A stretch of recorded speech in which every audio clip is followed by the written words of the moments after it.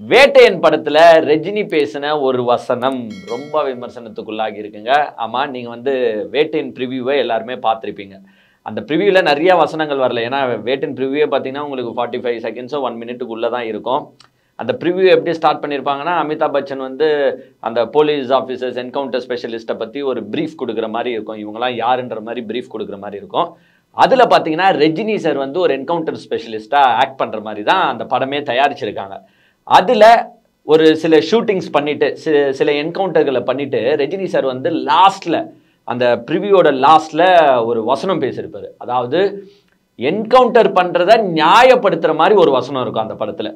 என்ன வசனம்னு பார்த்தீங்கன்னா, என்கவுண்டர் பண்றது தப்பு செஞ்சவனுக்கு தண்டனை கொடுக்கறதுக்கு மட்டும் கிடையாது, இனிமேல் இந்த மாதிரி தப்பு நடந்து விடக்கூடாது அப்படின்றதுக்காக கொடுக்குற ஒரு தண்டனை தான் என்கவுண்டர்.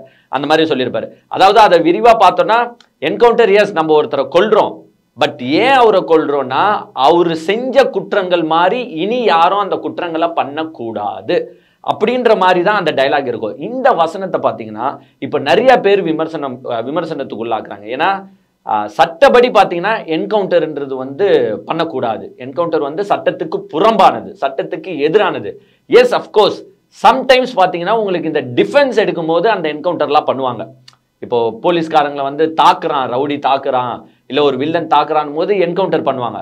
அது பார்த்தீங்கன்னா உண்மையாலேயே அப்படி நடந்து நீங்கள் அவங்கள டிஃபென்ஸ் பண்ணுறதுக்காக சுட்டு தள்ளுறீங்கன்னா இட்ஸ் ஓகே. பட் நீங்களா ஒரு செட்டிங் போட்டு பண்ணீங்கன்னா அதை ஏற்றுக்காது, அதுதான் சட்டத்துக்கு புறம்பானதுன்னு சொல்லுவாங்க. இப்போ ஏன் இந்த வசனம் ரொம்ப ட்ரெண்டிங்காக போயிட்டு இருக்குன்னா, இன்னைக்கு காலையில் ஒரு என்கவுண்டர் நடந்திருக்கு. அது நீங்கள் எல்லாருமே கேள்விப்பட்டிருப்பீங்கன்னு நினைக்கிறேன். தமிழக அரசு, அதாவது சென்னை காவல் ஆணையராக திரு அருண் பதவியேற்றதுக்கு பிறகு பார்த்தீங்கன்னா இது 3வது என்கவுண்டர். அதாவது எந்த கேஸ் தொடர்புடையதுன்னு பார்த்தீங்கன்னா, பிஜேபியோட தலைவர் ஆம்ஸ்ட்ராங் கொலை வழக்கில் தொடர்புடையவர்கள் தான். உங்களுக்கு ஆல்ரெடி பார்த்தீங்கன்னா ஜூலை மாதமே திருவேங்கடம் அப்படின்ற ஒரு நபர், அதாவது டிரெக்டாக இன்வால்வ் ஆனவர், அவர் என்கவுண்டர் செஞ்சிருப்பாங்க. அதுக்கப்புறமா இப்போ பார்த்தீங்கன்னா உங்களுக்கு காக்காத்தோப்பு பாலாஜி அப்படின்ற ஒரு ரவுடியை ஒரு 2 நாளைக்கு முன்னாடி என்கவுண்டர் பண்ணாங்க.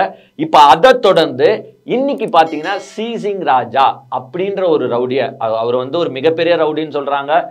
அதாவது அவர் மேலே ஒரு கிட்டத்தட்ட ஒரு 30 வழக்கு இருக்கு, 5-6 கொலை வழக்கு இருக்கு. அதில் அவருக்கு இங்கே மட்டும் வழக்குகள் கிடையாது, ஆந்திரா மாநிலத்திலையும் நிறைய வழக்கு அவர் மேலே இருக்கு. ஸோ மிகப்பெரிய குற்ற பின்னணி கொண்டவர் தான் இவர் நபர்.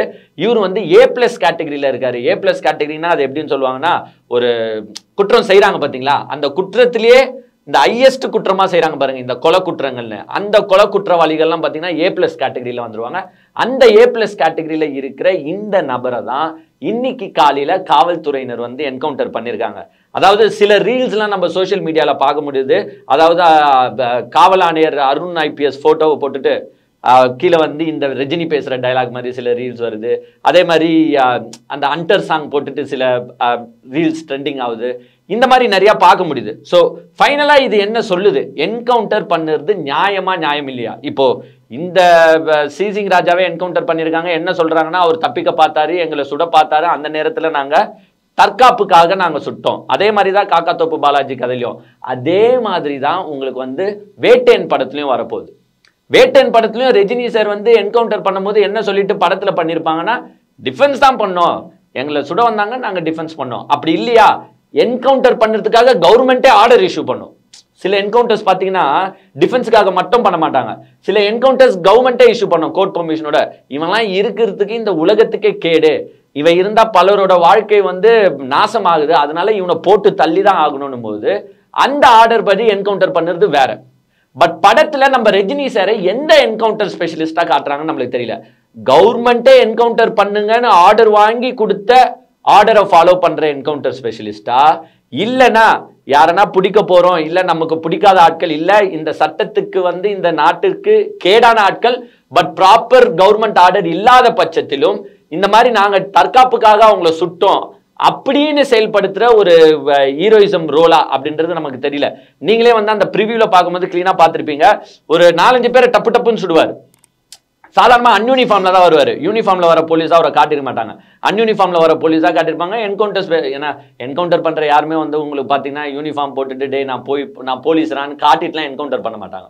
ஏன்னா தெரியாமல் ஊடுருவி பண்ணுறது தான் என்கவுண்டர். ஏன்னா இவங்க யாரை என்கவுண்டர் பண்றாங்களோ அவங்களே ஆல்ரெடி பெரிய தாதாக்களா தான் இருப்பாங்க. ஏன்னா பெரிய கிரிமினல்ஸை தானே என்கவுண்டர் பண்ண போறாங்க. அந்த கிரிமினல்ஸ் கிட்ட நம்ம போலீஸ் ட்ரெஸ் போட்டுன்னு போய் நின்னா அவன் உஷாராயிடுவான், அவன் நம்மளை தாக்க ஆரம்பிச்சிருவான். ஸோ இந்த மாதிரி அன்யூனிஃபார்ம்ல போய் தான் கொலை பண்ணுவாங்க. உங்களுக்கே நல்லா தெரியும் அந்த படத்துல வந்து யார அந்த பெரிய நொட்டோரியஸ் கிரிமினலா காட்டுறாங்கன்னா, உங்களுக்கு அதுல காட்டுல ஒருத்தர் ஒரு மூஞ்சி ஒரு டைலாக் வருது, ஒரு எஸ்பியை வந்து டிரான்ஸ்ஃபர் பண்ணணும்னா பப்ளிக்ல ஒரு 4-5 பேரை போட்டு தள்ளனா போதும், எஸ்பியை டிரான்ஸ்ஃபர் பண்ணிடுவாங்க. ஸோ இந்த மாதிரி ஆட்களை என்கவுண்டர் பண்றவர் தான், களை எடுக்கிறவர் தான் ரஜினி சாரா இருந்திருக்காரு. ஏன்னா பாருங்களேன், ஒரு எஸ்பியை டிரான்ஸ்ஃபர் பண்ணணுமா, அதுக்காக 4-5 பொதுமக்களை போட்டு தள்ளணுமா? இது எந்த விதத்துல நியாயம்? இப்ப இவங்கெல்லாம் வந்து உயிர் வாழ்ந்து என்ன ஆக போகுது?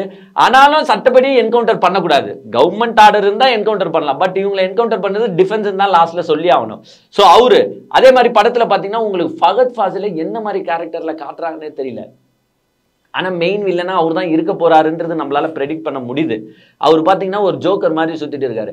ஆக்சுவலா சுத்து வட்டாரங்கள் என்ன சொல்லுதுன்னா, இவர் வந்து ஒரு ஜோக்கர் போன்ற ஒரு டேஞ்சரஸ் கிரிமினல். அந்த படத்துல ஃபகத் ஃபாசில ஜோக்கர் போன்ற ஒரு டேஞ்சரஸ் கிரிமினலா தான் ப்ரொஜெக்ட் பண்ணியிருக்கிறதா காட்டுறாங்க.